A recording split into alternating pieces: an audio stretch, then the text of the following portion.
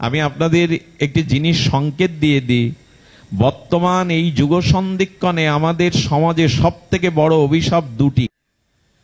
মাদারীপুরস্থ সার্বজনীন কালীমাতা মন্দির শ্রী অঙ্গনে বিদেহী আত্মকল্যাণার্থে উত্তর পুরুষগণ কর্তৃক আজকের এই সুমঙ্গল মাঙ্গলিক ভাগবতী ও ভক্তিযজ্ঞের যে পরম আয়োজন, এই পরম আয়োজনে শ্রীমন্দির শ্রীনিকেতনে শ্রী অঙ্গনে ভগবানের অসমধ্য মাধুর্যময় নাম রূপ লীলা কথা শুভারম্ভে প্রারম্ভে অস্মাদীয় জীবনধন জীবন সর্বস্ব প্রাতঃস্মরণীয় পরম বন্দনীয় শ্রী শ্রীল গুরু মহারাজের পাবন পদারবিন্দে পরার্ধ কোটি দণ্ডবৎ প্রণতি। সমাগত গৌড়ীয় আচার্য কুলতিলক বৈষ্ণবজন, সাধুজন, মহন্তজন, সুদীজন, মান্যজন, শ্রদ্ধাশীলা ধর্মশীলা কল্যাণিয়া দেবী মূর্তি মাতৃগণ, সকল ভক্তচরণে সশ্রদ্ধ বারংবার দণ্ডবৎ প্রণতি। প্রথমেই বিনীত আপনাদের চরণে ক্ষমা প্রার্থী, ঝড় বৃষ্টির কারণে আমাদের পথে কিছুটা বিলম্ব হয়। অপেক্ষামান সমস্ত ভক্ত চরণে বিলম্বের কারণে আপনাদের চরণ কমলে ক্ষমা প্রার্থনা করছি। ইষ্টে সারসিকে রাগ পরমাবিষ্টতা ভবেৎ তন্ময়ী যা ভবেদ ভক্তি ছাত্র রাগাত্মিকা দিতা। অনার অনিয়ান মহৎ মহিয়ান, যিনি মহৎ থেকে মহত্তর মহত্তম, তিনি আবার অণু থেকে অতি ক্ষুদ্র অণু, যিনি সর্বব্যাপক, যিনি কর্তম অকর্তম অন্যথা কর্তম সমর্থ কর্তম, সেই শ্রী ভগবানে আমাদের রাগ অর্থাৎ স্বাভাবিক গাঢ় তৃষ্ণা, এটি আশাই হলো মনুষ্য জীবনের সফলতা, সার্থকতা, পরিপূর্ণতা। খুব ধ্যান দিন। ইষ্টে সারসিকে রাগ, যিনি অণু থেকে অণু, যিনি মহৎ হতে মহিয়ান, যিনি সর্বজ্ঞ সর্বত্র পরিব্যাপ্ত, যার অস্তিত্ব ছাড়া পৃথিবীর কোনো অস্তিত্ব বিদ্যমান থাকতে পারে না, সেই কর্তম অকর্তম অন্যথা কর্তম সর্বদা কর্তম ভগবানের প্রতি প্রগাঢ় রাগ আসক্তি বা অনুরাগ, এটি জীবনের সফলতা। যদি না আসে তবে জানতে হবে রাগ বা প্রীতি এটি অন্যখানে নিবেদিত হয়েছে।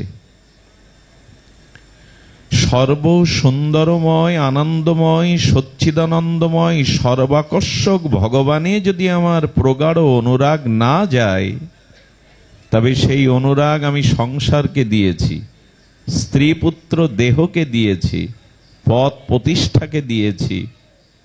আর যখনই আমার ভেতরের যে প্রীতি অনুরাগ ভালোবাসা শ্রী ভগবানকে না দিয়ে, শ্রী হরিনামকে ভগবত ভজনকে আনন্দ ঘন প্রেমমন ভগবানকে না দিয়ে এই দেহকে দিয়েছি, সংসারকে দিয়েছি, পুত্র পরিজনকে দিয়েছি, তখনই তার নাম হয়েছে বন্ধন, তখনই তার নাম হয়েছে কাম, কামনা, বাসনা।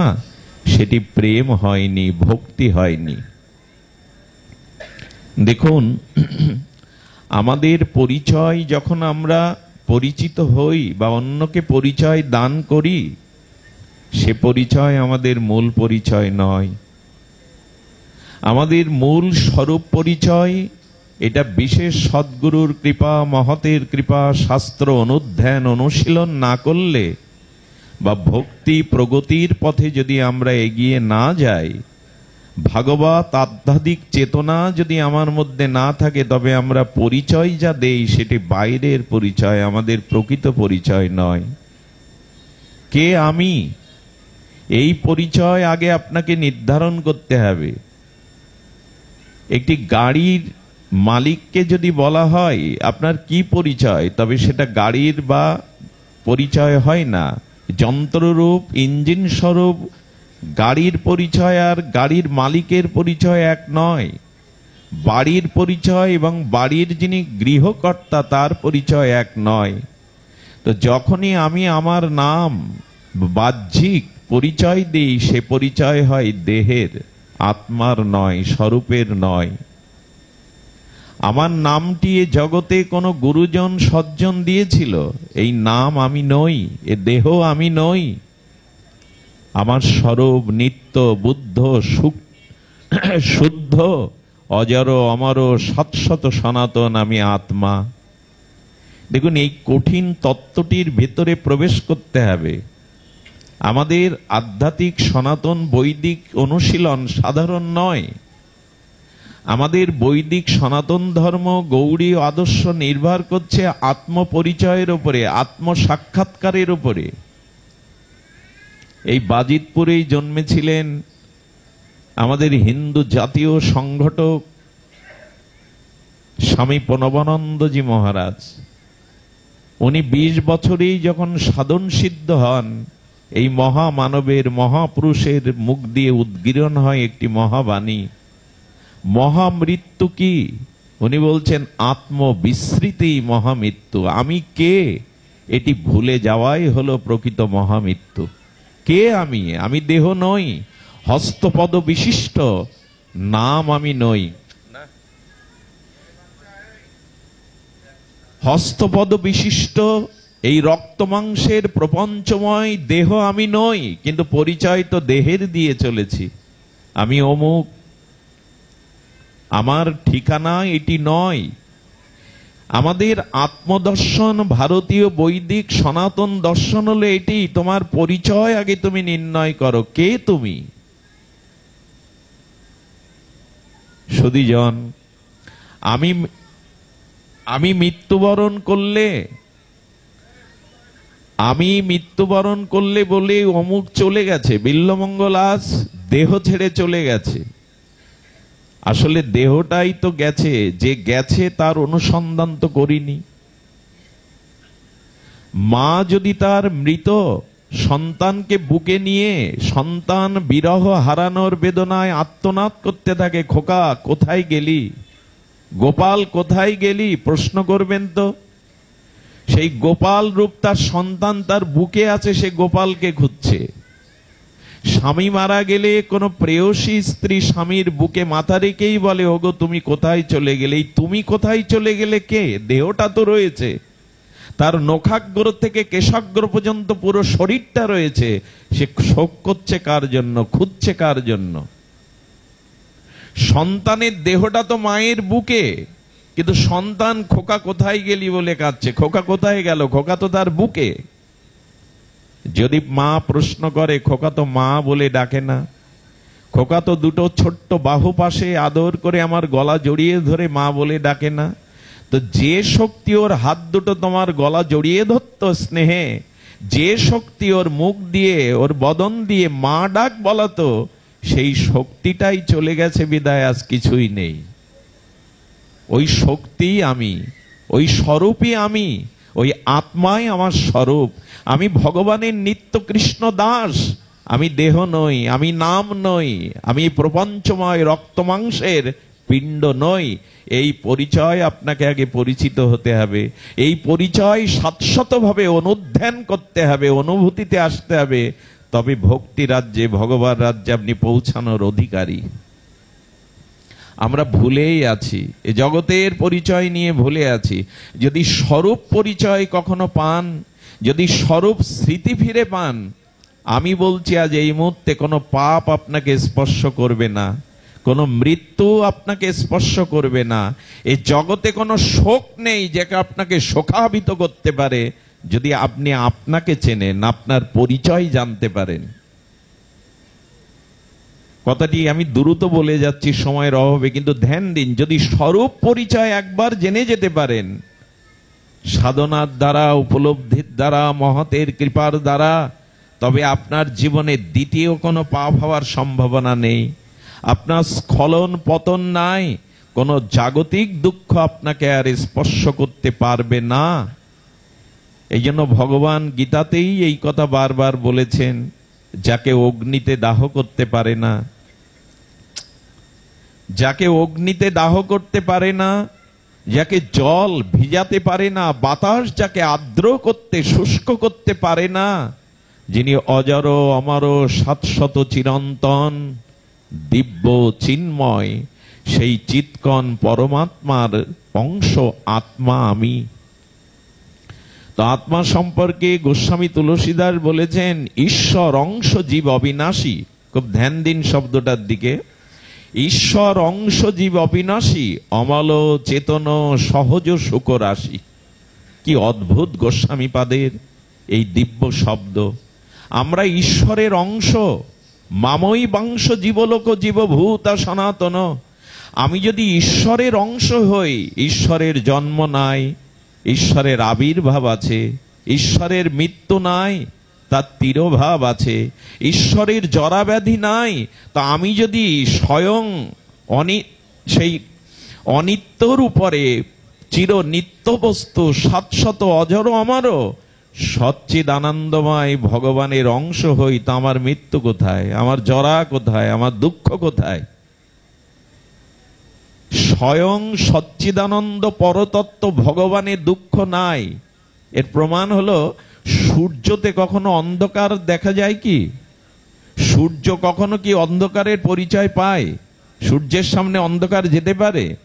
তেমন ঈশ্বরের জরা নাই, মৃত্যু নাই, দুঃখ নয়, শোক নয়, তাপ নাই, ক্ষয় নয়। তিনি শাশ্বত সনাতন চিরন্তন অবিনেশ্বর তত্ত্ব। আমি যদি তার অংশ হই, আমার মধ্যে উঠে এটা থাকতে হবে। মিষ্টি দ্বারা, ক্ষীর দ্বারা তৈরি করা যে কোনো বস্তুতে ক্ষীরের স্বাদ থাকবে না, মিষ্টির স্বাদ থাকবে না। একটা প্রকাণ্ড অগ্নিকুণ্ড থেকে যদি একটা অগ্নি স্ফুলিঙ্গ বেরিয়ে আসে, সেটা কি আগুন নয়? সেটা পড়লে কি তাপ লাগবে না? বৃহৎ কোনো অগ্নিকুণ্ড থেকে অগ্নির স্ফুলিঙ্গ যদি বেরিয়ে এসে গায়ে পড়ে, ওটা পড়বে কিনা? কারণ অগ্নি থেকেই তো জাত, অগ্নি থেকেই তো তার উৎপত্তি। তেমনি আমি যদি ঈশ্বরের অংশ হই, আমার তো জরা মৃত্যু ব্যাধি দুঃখ শোক তাপ থাকার কথা নয়, ঈশ্বরে তো পাপ থাকার কথা নয়, সূর্যে তো অন্ধকার থাকার কথা নয়। এলো কেন? সেই প্রশ্নের উত্তর জানতে হবে। কোথা থেকে এগুলি প্রবেশ করলো? যখনই আমরা আমাদের স্বরূপকে ভুলে গেছি, আমি কে, এই তত্ত্ব থেকে দূরে সরে এসেছি, তখনই আমার মধ্যে প্রবেশ করেছে এই অনিত্যতা, প্রবেশ করেছে এই অভিশাপ। এই জন্য ভগবৎ স্বরূপে এগুলো নেই। কি বলছে? চেতন অমল সহজ সুখ রাশি। দেখুন, যার ভিতরে স্বরূপ চেতন আছে, তাকে কাম ক্রোধ লোক আক্রান্ত করতে পারে না। ছোট কথা বলি, আমার এই দেহটা থেকে যদি আত্মা বা চেতন শক্তি চলে যায়, তখন এটা পচন ধরবে, ধরবে কিনা? পোকা হবে। আচ্ছা, শ্রীগাল এখন আপনার সামনে আসে, শগুন এখন আপনার শুয়ে থাকলে মরার মতো বুকে বসবে?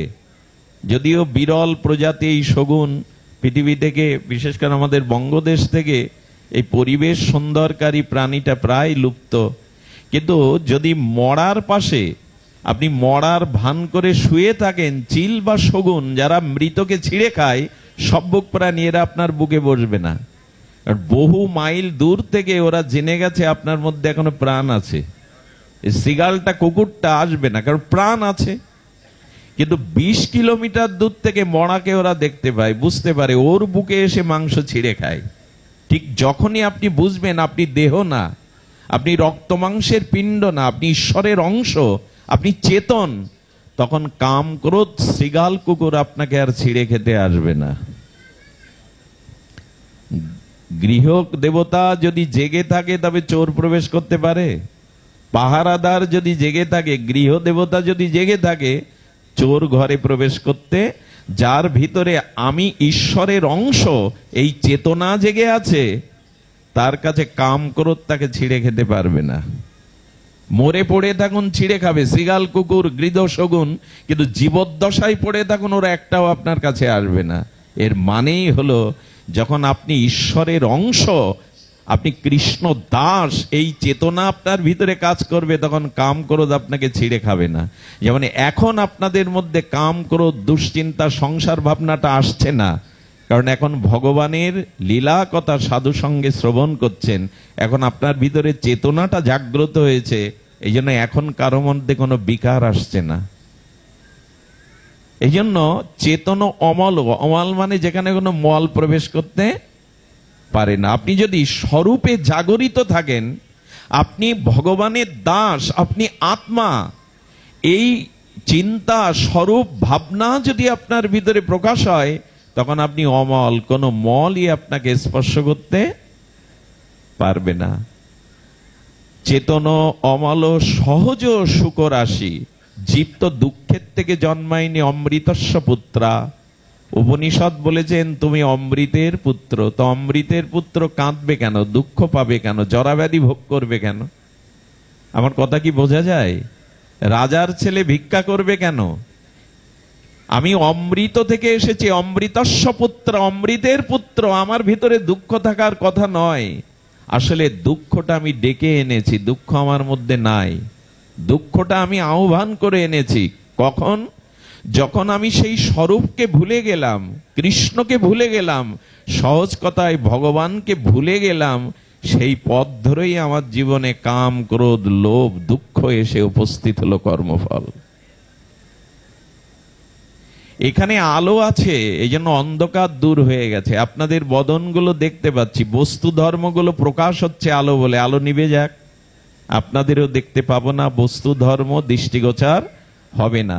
তো আপনার ভিতরে যখন এই চেতনা জাগবে, আপনি আত্মা, আপনি অমৃতের পুত্র, আপনি স্বরূপ, তখন আপনার ভিতরে পাপ আসতে পারে না, কোনো দুঃখ আপনাকে দুঃখিত করতে পারে না। এই জায়গাটায় যাওয়ার জন্য এই জীবন গড়া, এই মনুষ্য জীবনের সার্থকতা এখানে যাওয়ার। অনেক শক্ত কঠিন বিষয়ে আমরা যেতে চলেছি, একটু মনোযোগ দিতে হবে। এখন স্বরূপ পরিচয় নিতে গেলে আমাদের প্রথমত দরকার, অনেক কাল, অনেক কল্প, অনেক জন্ম ভগবানকে ভুলে আছি, মায়াতে আবদ্ধ হয়ে আছি।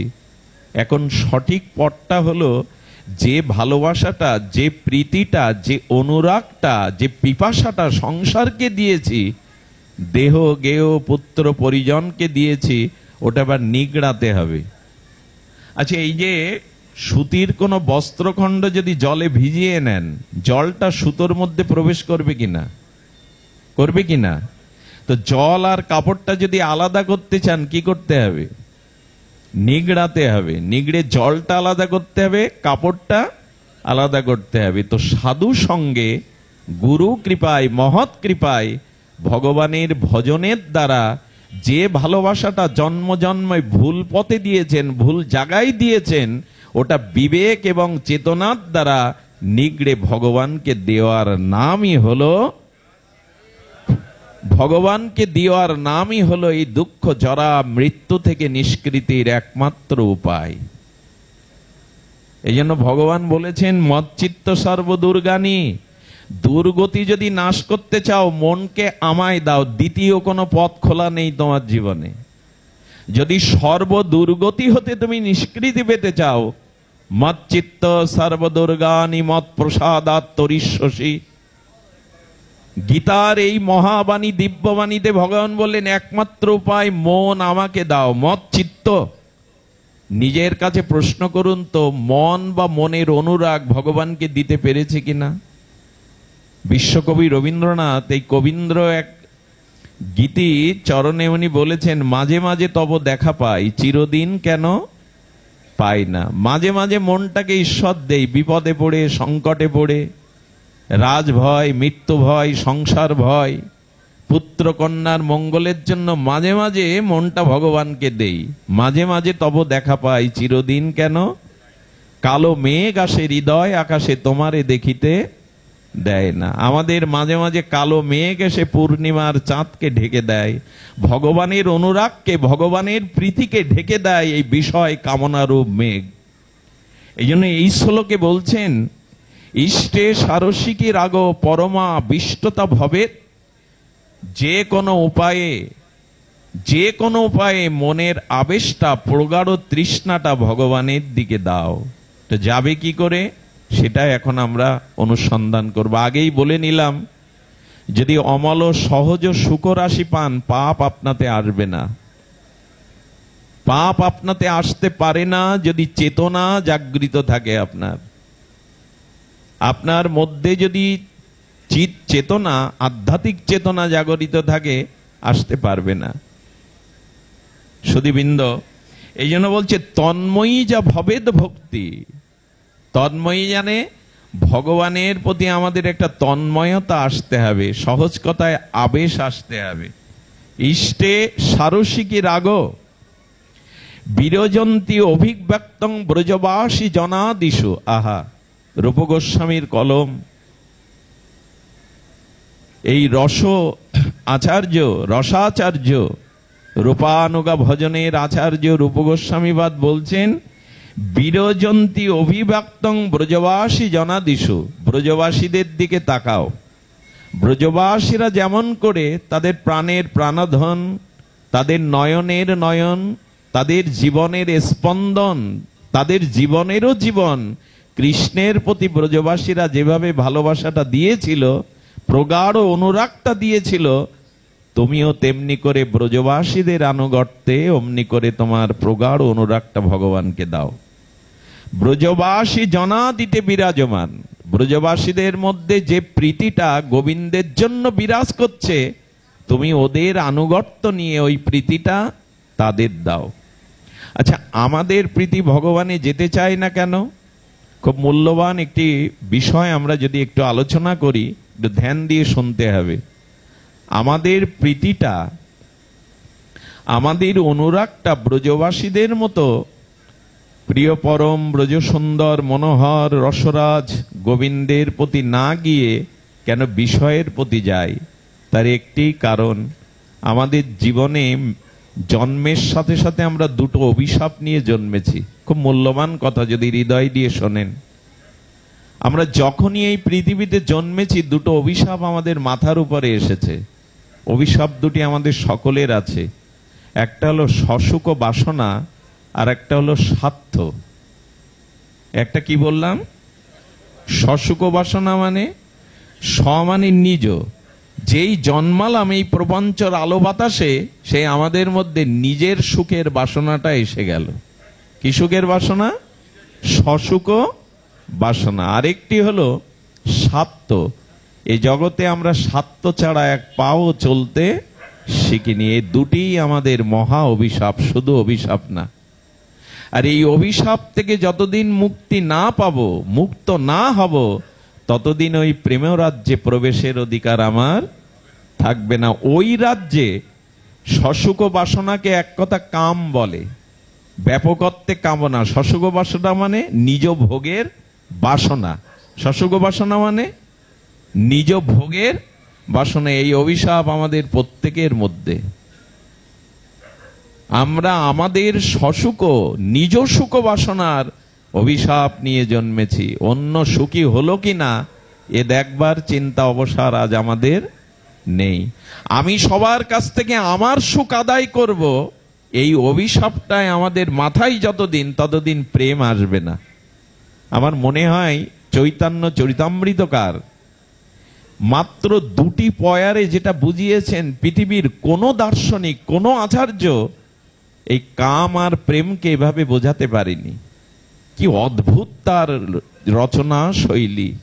হবেন না কেন? ইনি মহাপ্রভুর পরিকর কিনা। দেখুন, এই সসুখ বাসনার নাম কাম, আর স্বার্থ ছাড়া এ জগতে যে যাকে ভালোবাসে বলছেন নিঃস্বার্থতা নাই। সেই ভালোবাসার মধ্যে কোথাও না কোথাও গোপনে স্বার্থ লুকিয়ে আছে। এই জন্য আমাদের এই জগতের কোনো প্রেম উন্নত হয় না, চিরস্থায়ী হয় না, এটা ভেঙে যায়। এটা একসময় তিক্ততায় রূপ নেয়।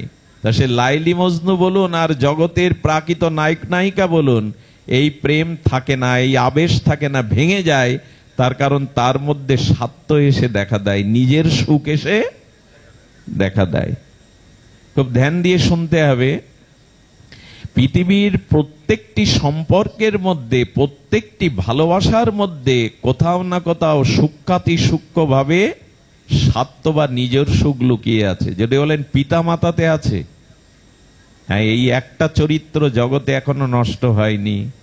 পিতামাতা নিজের কোনো সুখের দিকে না তাকিয়ে আজও সন্তানকে ভালোবাসে। এই ভালোবাসার তুলনা জগতে অন্য কোথাও দ্বিতীয় দেখাতে পারবেন না। পিতামাতা অন্তত সন্তানের জন্য নিঃস্বার্থ ভালোবাসাটা দিয়ে দেয়, বুক ভরা ভালোবাসাটা দিয়ে দেয়। সন্তান তাকে খেতে দেবে কি, সন্তান তাকে বৃদ্ধ বয়সে বৃদ্ধাশ্রমে পাঠাবে না, এই সব চিন্তা করে মা বুকের দুধ সন্তানের মুখে তুলে দেয় না। এই জন্য এই জায়গাটা কেউ নষ্ট করবেন না। পিতামাতার থেকেও যদি জগতে কাউকে আপন মনে হয়, বড় ভুল করবেন। ভুল তো আমাদের হয়েই গেছে। ভুল না হলে কি বৃদ্ধাশ্রম তৈরি হতো? বেদ উপনিষদে রামায়ণে মহাভারতে কোথাও বৃদ্ধাশ্রমের কথা বলা আছে? বলা আছে কাশীর কথা।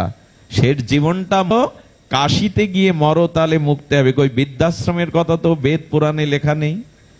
আমি আপনাদের একটি জিনিস সংকেত দিয়ে দিই। বর্তমান এই যুগ সন্ধিক্ষণে আমাদের সমাজে সব থেকে বড় অভিশাপ দুটি, কলঙ্ক দুটি। এক বৃদ্ধাশ্রম, আর একটি হলো অনাথ আশ্রম। অনাথ আশ্রমে যদি পরিসংখ্যান খোঁজ করেন, ওখানে সিংহভাগ সন্তান অনাথ না, তাদের অনাথ বানিয়ে রাখা হয়েছে ওখানে। কলঙ্ককে ঢাকবার জন্য অনাথ আশ্রমে পাঠিয়ে দেয়া হয়েছে। আর পিতামাতাকে আমরা স্বার্থের জন্য বৃদ্ধাশ্রম তৈরি করে সেখানে পাঠিয়ে দিয়েছে। এই দুটি বর্তমান সময়ের সব থেকে বড় কলঙ্কিত। সমাজ যে পিছিয়েছে, সমাজ যে তার মানবিকতা থেকে, মনুষ্যত্ব মূল্যবোধ থেকে পিছিয়েছে, এর সব থেকে বড়বান দৃষ্টান্ত বৃদ্ধাশ্রম, অনাথ আশ্রম। এ দুটেই বহন করছে বর্তমান যুগ সন্ধিক্ষণের কলঙ্ক। দয়া করে পিতামাতাকে কেউ বৃদ্ধাশ্রমে দেওয়ার চিন্তা কখনোই করবেন না। তাদের ঋণ পরিশোধ করতে ভগবানও পারেননি। আরে কৃষ্ণ নবনীত চুরি করতে গিয়ে নূপুর বাজছে পায়ে, তা যার পায়ে নূপুর বাজে সে চুরি করতে পারে? তো রুনু ঝুনু চোরের পায়ে যদি রুমঝুম নূপুর বাজে তো চুরি করবে কি? কৃষ্ণ তখন নূপুরকে বলছে, বাজবার আর সময় পেলি না? ননি চুরি করতে এসে চোরের পায়ে যদি রুনু ঝুনু ঝমঝম নূপুর বাজে, আমি তো ধরা পড়ে যাবে। নূপুরটা তখন কাটতে যাচ্ছে। স্বয়ং ভগবান যিনি গিরিরাজ ধারণ করেন, তিনি নূপুর কাটতে গিয়ে দেখছেন নূপুরের রঞ্জু ছিটতে পাচ্ছেন না। নূপুর বলছে, তুমি ভগবান হতে পারো, সর্বশক্তিমান হতে পারো, কিন্তু মা যশোদা বড় প্রেমে আদর করে নূপুর পরিয়ে দিয়েছে। মায়ের বাঁধন তুমি ছিটতে পারবে না ভগবান। তুমি গিরিরাজ ধারণ করতে পারো, তুমি সর্বশক্তিমান, কিন্তু মায়ের প্রেমের বাঁধন, স্নেহের বাঁধন তুমি ছিটতে পারবে না। দেখুন, যে ভগবান গিরিরাজ ধারণ করলেন, অগাসুর বগাসুর পুতনা কত অসুর কংসকে শিশুপালকে বধ করলেন, সেই কৃষ্ণ যশোদা মায়ের বাঁধা রঞ্জু দড়িটা কাটতে পারছেন না। দামবন্ধনে যে রঞ্জু বেঁধেছে এটা কাটতে ভগবান জগৎকে দেখালেন, আমি ভগবান হয়ে মায়ের স্নেহের বাঁধন আমি ছিঁড়তে পারি না, তো তুমি কি ছিঁড়বে?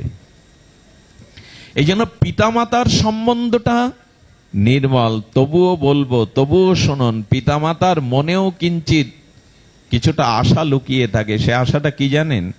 আমার এই ছেলে নিশ্চয় আমাকে ফেলে দেবে না, আমার এই ছেলে নিশ্চয় আমাকে ঘাট ধাক্কা, এ আশাটাও নিয়ে তাকে পালন করে। তো একমাত্র জগতে শাস্ত্রে বলছেন যে এই যে সসুখ বাসনার স্বার্থ, এই দুটি অভিশাপ আমাদের জীবন থেকে নামাতে না পারলে আমরা প্রেমের রাজ্যে, ব্রজের রাজ্যে যেতে, রাধা মাধবের প্রেম রাজ্যে আমাদের পরিবেশ অধিকার হবে না। কারণ ওইখানে একমাত্র প্রেম নিয়েই যেতে হবে, কাম নিয়ে ওখানে যাওয়া যাবে না। আচ্ছা, কাম প্রেমটা কাকে বলে? বলে একই। চুলের এপাশ ওপাশ আলাদা করা যাবে কি? মুদ্রা, টাকার এপিটোপিটের মান কি আলাদা? একটি টাকা বা একটি নোট বা মুদ্রার এপিটোপিটের মান কি আলাদা? আলাদা নয়।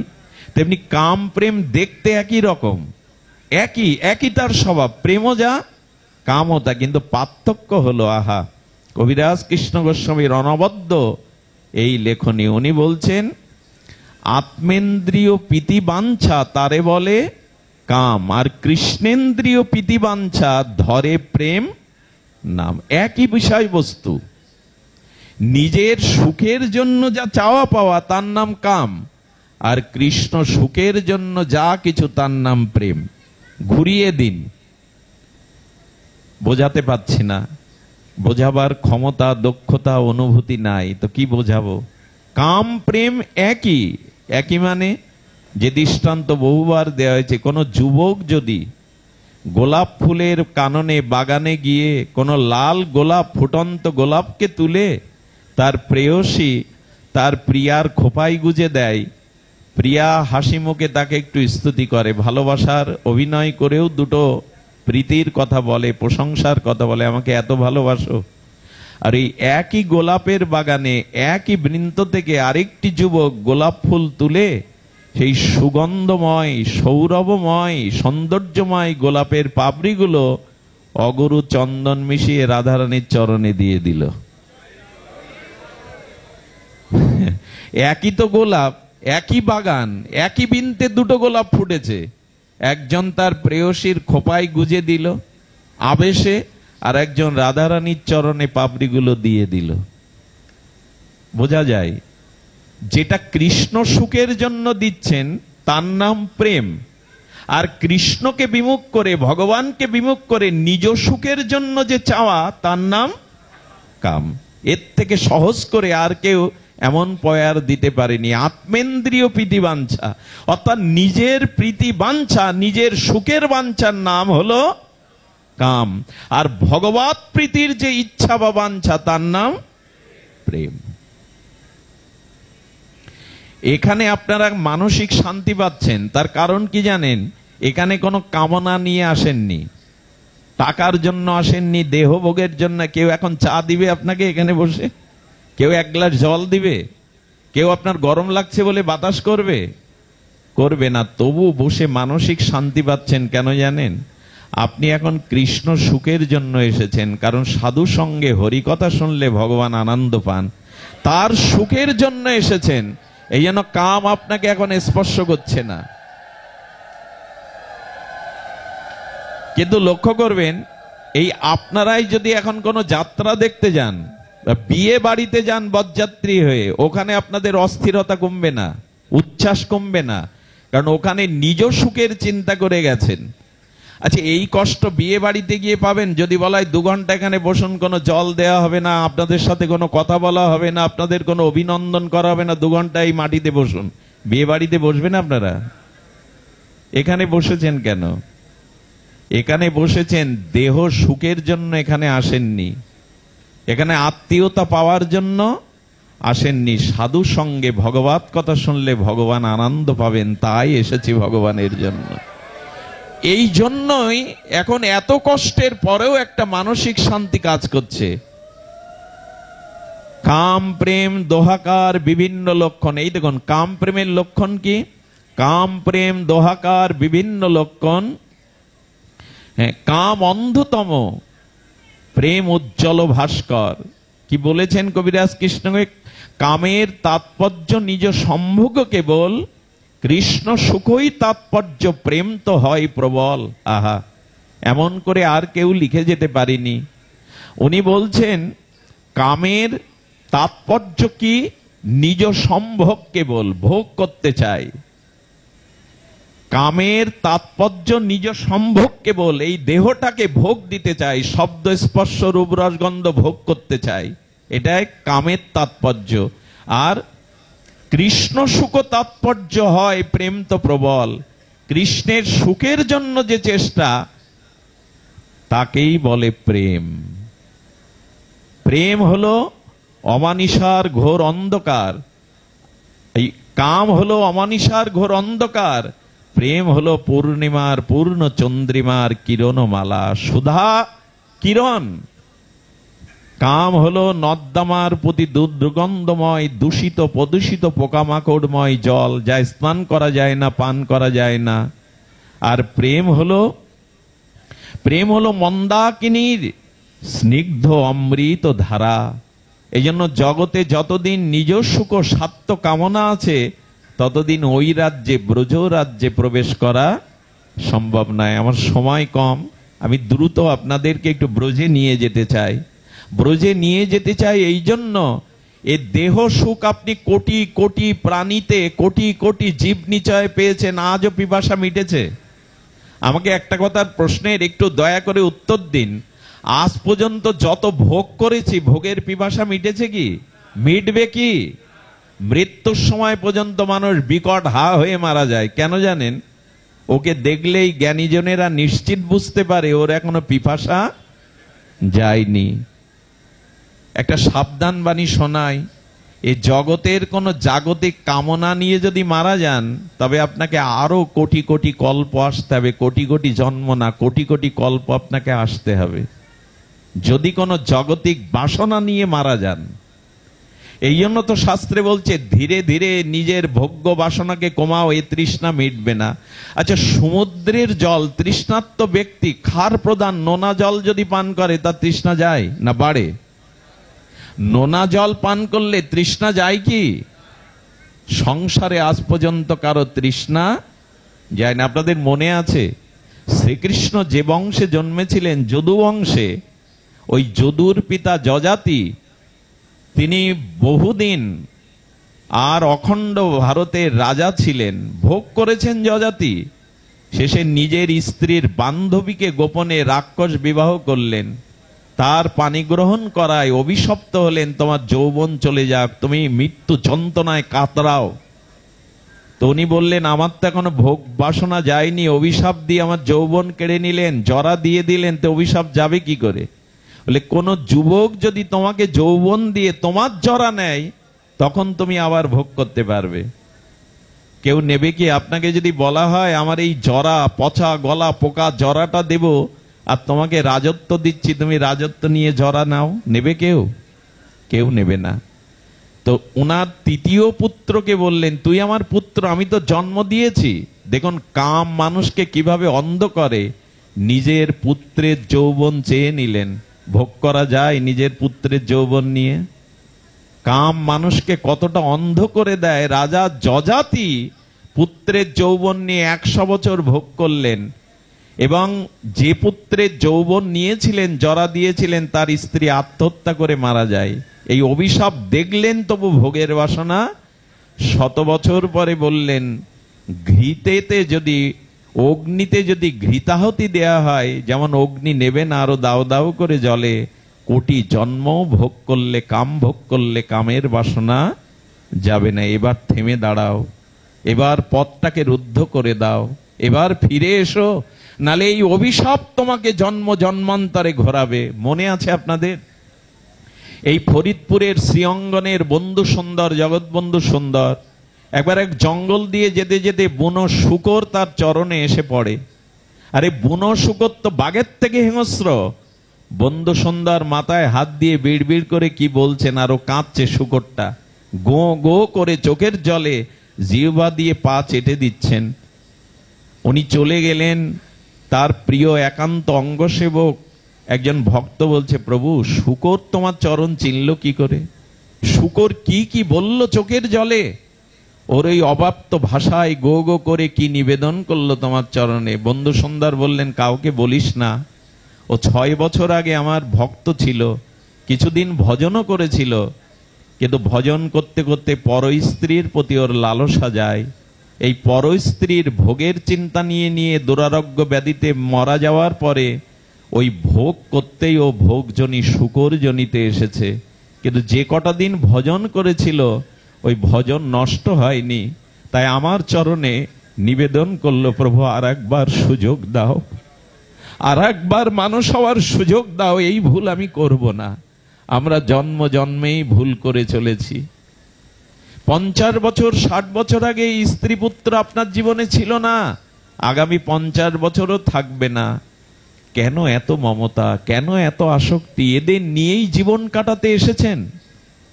যে জন্ম দেবতারাও প্রার্থনা করে মনুষ্য জন্ম, কারণ মনুষ্য জন্ম ছাড়া বিবেক পাওয়া যায় না, মনুষ্য জন্ম ছাড়া শুদ্ধ জ্ঞান পাওয়া যায় না।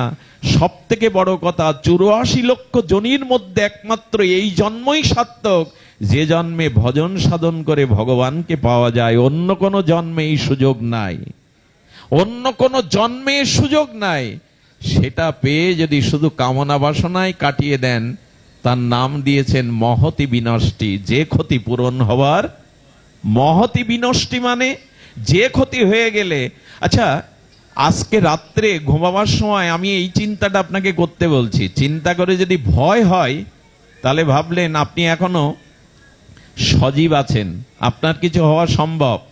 আর যদি ভয় ডর কিছু না আসে, হচ্ছে হোক, তাহলে জানবেন আপনি আর এগিয়ে যেতে পারবেন না। এই ভয়টা কি জানেন? একটু মনটাকে নিবিষ্ট করে ভাবুন তো, আমি মারা গেলাম, আমাকে পোড়ানো হলো, কিন্তু আমার এই জন্মের কর্মফল আমার সাথে গেল, কিন্তু মৃত্যুর পর তো দেহ থাকবে না। তখন আমাকে এই কর্ম অনুযায়ী আমার গতি হবে। কোন নরক, কোন আধারে, কোন পথে যাব? সাথী নেই, অর্থ নেই, সম্পদ নেই, বন্ধু নেই, বান্ধব নেই, চিরদিনের আপনজন কেউ নেই। সেই মৃত্যু রহস্যময় অন্ধকার পথে, সেদিন আমি একা। একটু ভয় হয় না এসব ভাবলে? কোথায় গতি হবে? যদি শূকর কুকুরে আবার হয় জন্ম, যদি কোনো মাছ হাঙর কুমির হয়ে নদীতে জন্মায়, যদি বৃক্ষ হয়ে জন্মায়, শত শত বছর রোদ বৃষ্টি ঝড়ে কাটাতে হয়, যদি বনের হিংস্র জন্তু জানোয়ার হয়ে জন্মায়, কি করতে পারি? মরার পর তো দেহ থাকবে না, ওখানে নিজের ইচ্ছায় কিছু করা। এটুকু ভেবে অন্তত ফিরে আসা উচিত, যাতে মৃত্যুর পর একটা ভালো আলোর পথ পায়, একটা গতি পায়। সে চিন্তা যদি এখন না করেন, বড় ভুল হয়ে যাবে। মৃত্যুর সময় যে চিন্তা করতে করতে আমরা দেহ ত্যাগ করি, আমাদের গতি তাই হবে। এই জন্য এখন নির্ধারণ করে নিন, মৃত্যুর পর অন্তত যাতে একটু সৎ গতি হয়, যাতে নিম্নচনিতে না যেতে হয়। আরে কোথাও যাবেন বলে আপনাকে কত কি প্রস্তুতি নিতে হয়। কোন বিদেশে যেতে গেলে পাসপোর্ট, ভিসা, কোথায় যাবেন তার ঠিকানা, জামা কাপড়, ট্রেনের টিকিট, বিমানের টিকিট, আর আপনি কোথায় যাবেন মৃত্যুর পর সে চিন্তা ভুলে জগৎ নিয়েই মেতে আছি। এটা জ্ঞানের পরিচয় নয়, এটি ভাবনা নয়। মৃত্যুর পরে যাতে একটা সদ্গতি হয়, সেই চিন্তাটা, ভাবনাটা এখন থেকেই করা উচিত। প্রভু, যেন আর পতিত না হই, আর যেন স্খলন না হয় আমার, আমি যেন একটা পথ পাই। গোবিন্দ বলেছেন, এ জন্মে যারা প্রতিকূলতার মধ্যেও আমার ভজন সাধন করে, অর্জুন তাদের বলে দাও তাদের বিনাশ হবে না। আমি আগামী জন্মে তাদের শ্রীমানের গৃহে, যশস্বীর গৃহে, কোন যোগীর গৃহে জন্ম দেব, যেখান থেকে সে আমাকে পেতে সহজে এগিয়ে যেতে পারে।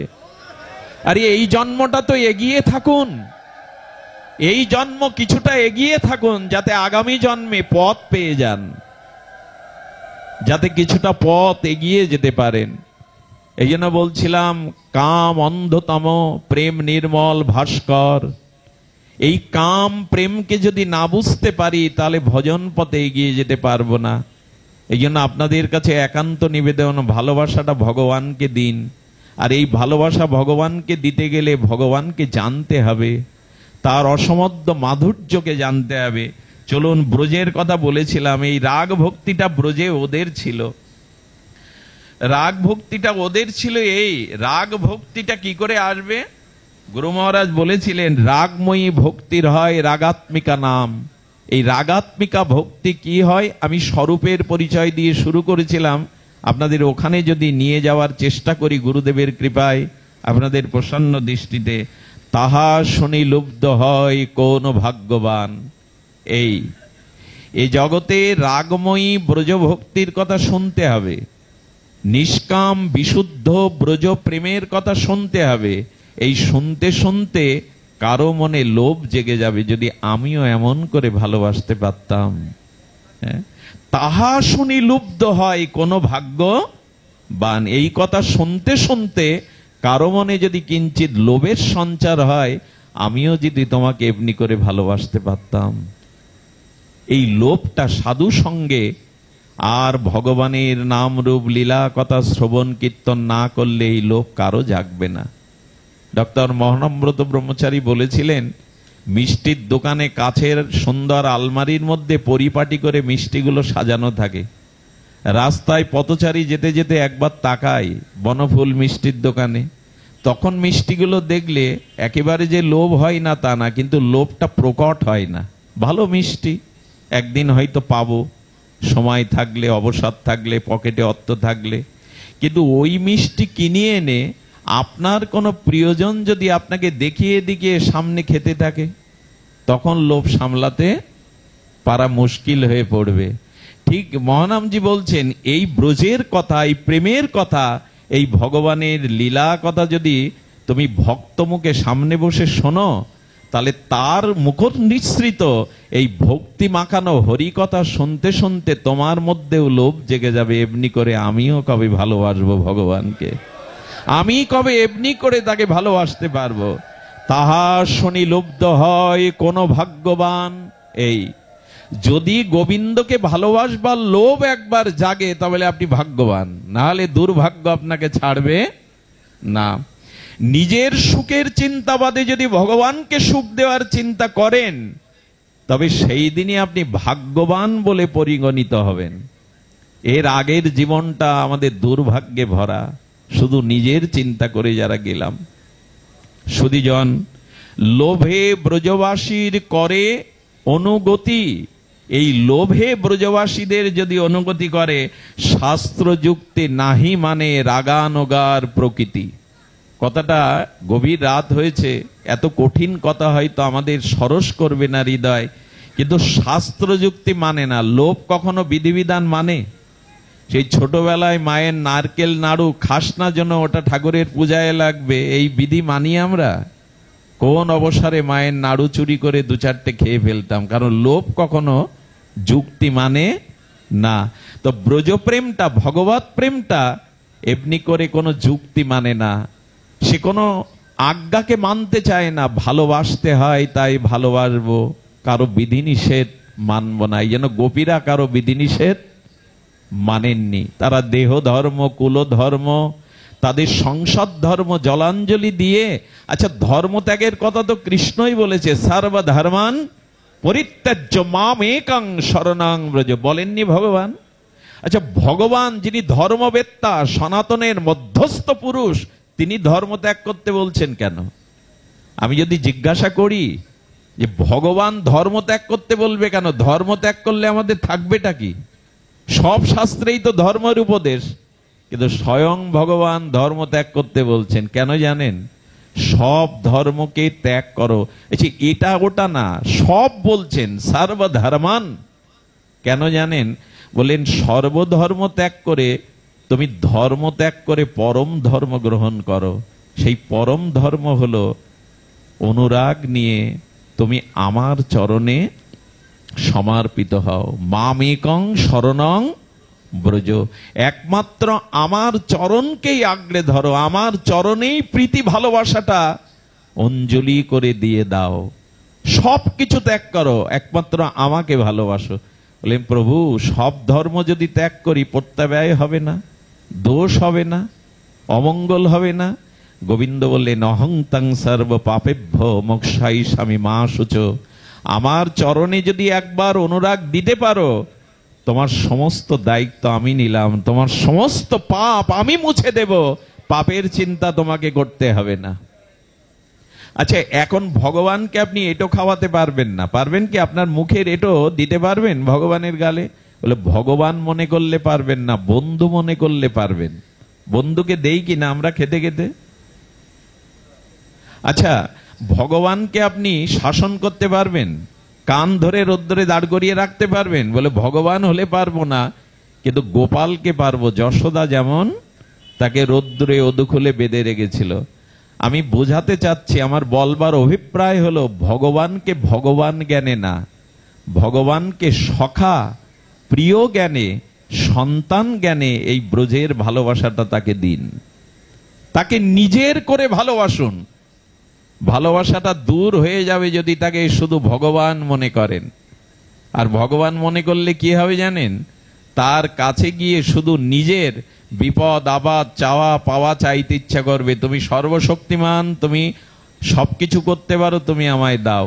কিন্তু ভগবানকে যদি মনে করেন আমার সন্তান, তখন মনে হবে ও কিছু জানে না, ওর ক্ষুধা লাগলে আমাকেই দিতে হবে, ওকে গরম লাগলে আমাকেই বাতাস করতে হবে, তখন দায়িত্বটা তখন আপনার উপরে আসে। ভগবান মনে করলে তার সেবা, ভগবানের ক্ষুধা নেই তো, তৃষ্ণা নেই তো, কিন্তু ভগবানকে যখন সখা মনে করবেন, পুত্র মনে করবেন, প্রিয় মনে করবেন, তখনই তার ক্ষুধা তৃষ্ণার কথা আপনার মনে আসবে। বাজারে গেলে কি করেন? ছোট মেয়েটার জন্য একটা খেলনা কিনে আনেন না? মেলায় গিয়ে খাবার কিনে আনেন না কেন? কেউ কি বলে দেয়, লিস্টে লিখে দেয়? কিন্তু মনে পড়ে আমার ভালোবাসার খুকিটা তো আছে, সে গেলে জিজ্ঞাসা করবে বাবা কি এনেছো। তেমনি ভগবানকে যদি পুত্র জ্ঞানে, সখা জ্ঞানে, প্রিয় জ্ঞানে ভালোবাসতে পারেন, তবে এই ভালোবাসা ব্রজের আনুগত্যে ভালোবাসা হবে। এই ভালোবাসাটা কি হবে জানেন? রক্তম। ভগবানের প্রিয় দাস, ভগবানের প্রিয় দাস গোবিন্দকে পাখা দিয়ে বিজন করছেন, বাতাস করছেন। ঘরমক্ত দ্বারকাধীশ গোবিন্দকে যখন বাতাস করছেন, দারুক, ভগবানের দাসের নাম রক্তক পত্তক দারুক। তো দারুক যখন বাতাস করছে, আচ্ছা সেবাটা কার করছে? প্রভুর সেবা করছে, গোবিন্দের। কিন্তু হঠাৎ দারুক গোবিন্দের বদন কমল সৌন্দর্য দেখে চোখে জল এসে গেছে। তুমি এত সুন্দর, মানে প্রেম এসে গেছে ভগবানকে দেখে। আর প্রেম যেই এসেছে, চোখে নয়নে জল এসেছে, হাত কাঁপতে শুরু করেছে, প্রেমের লক্ষণ, পাখাটা পড়ে গেছে। আচ্ছা এইখানে আমাকে বলুন তো, প্রেমটা ওর এসেছে আর সেবাটা হচ্ছিল কার? গোবিন্দের। এখানে কবিরাজ কৃষ্ণকবি বলছেন, যদি তোমার সেবার পথে আমার প্রেম এসে তোমার সেবারুদ্ধ হয়ে যায়, তবে সেই প্রেম আমি চাই না। সেই প্রেমের প্রতি ভক্তের ক্রোধ হচ্ছে, প্রেম কেন এলি, সেবা বন্ধ হয়ে গেল। এই জন্য ওখানে লিখছেন, কি লিখছেন? সেবানন্দ যদি প্রেমানন্দ বাঁধে, সেই প্রেমানন্দ ভক্তের হয় মহা ক্রোধে। এ ভাবা যায়? এ চিন্তা আমরা করতে পারবো? প্রেম আনন্দময়, ভগবত প্রেম তো যোগী ঋষি মুনিরা চাইছে। বলে প্রেম তুমি এসো না, সেবা যদি বন্ধ হয়ে যায়, প্রেম এলে চোখে জল আসে, হাত কাঁপে। ভগবানের সেবা যদি বন্ধ হয়, তবে এই প্রেম আমি চাই না। এত বড় কথা ব্রজেই কেবল মানায়, অন্যখানে প্রেম কেউ চাইছে না সেবার জন্য। তো আসুন আমরা এই সেবা